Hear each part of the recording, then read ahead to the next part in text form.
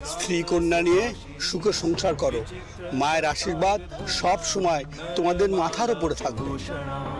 अति विस्तार वदना जीवलोलन भीषणा निमग्न रक्त नयना नादापूरित दिङ्गुखा गरुरुप्पल सन्निभा मणिमय कुण्डल मंडिता नौमि भाव विलोचना।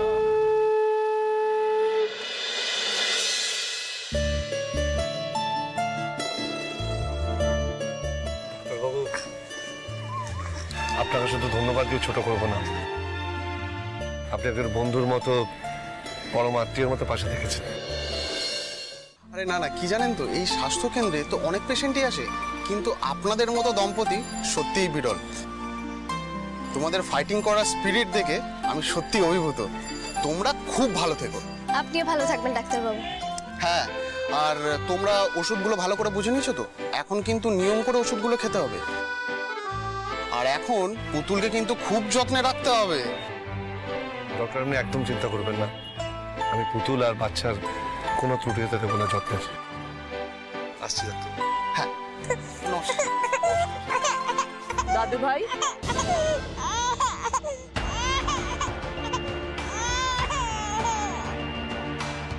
স্বামী তুমি?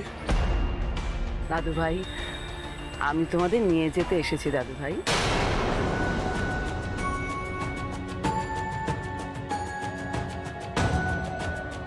কিন্তু আমি তো আগেই বলেছি আমি ও বাড়িতে আর ফিরতে চাই না। আমি নিজের জীবন থেকে তো এটুকু বুঝেছি, টাকা পয়সা বাড়ি সম্পত্তির জন্য নিজের মানুষও পর হয়ে যায়, একে অপরের ক্ষতি করতে চায়। ওই পরিবেশে আমি নিজের মেয়েকে বড় করতে চাই না ঠাম্মি।